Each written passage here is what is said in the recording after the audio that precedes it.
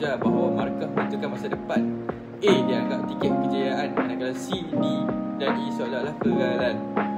Namun, dalam filem robot membuktikan bahawa pendidikan sebenarnya tidak berlaku di atas kertas sahaja, akan tetapi dalam diri pelajar itu sendiri. Melalui watak Cikgu Satoshi, dijelaskan bahawa ia menonjolkan teknik teori humanistik apabila beliau melihat pelajar sebagai manusia yang mempunyai emosi, tekanan dan impian. Beliau tidak obses kepada nombor ataupun ranking. Sebaliknya, mahu pelajar bahagia, yakin dan memahami diri mereka sendiri. Inilah pendidikan yang memanusiakan manusia, sesuatu yang sering hilang dalam sistem pendidikan kita hari ini. Selain itu, teori konstruktivisme turut diterapkan apabila Cikgu Satoshi mengaitkan fizik dengan kehidupan sebenar.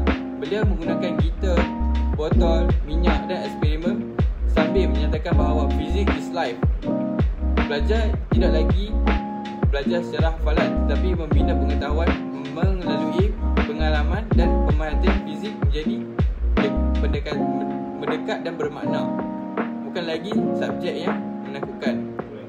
Elemen growth mindset juga sangat jelas apabila kegagalan tidak dianggap sebagai pengakhiran. Cikgu Satoshi tidak memarahi pelajar yang gagal, malah menggalakkan mereka untuk terus mencuba.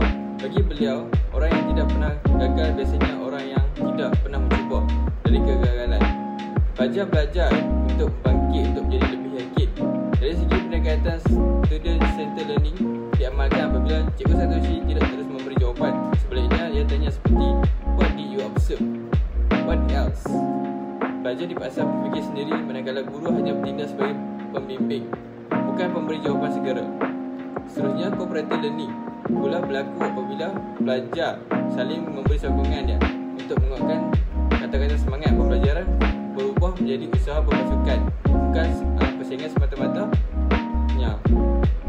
Mereka belajar bekerjasama dan menaikkan moral antara satu sama lain melalui demonstration, method, eksperimen seperti bola pendulum, membantu pelajar melihat konsep sendiri tenaga.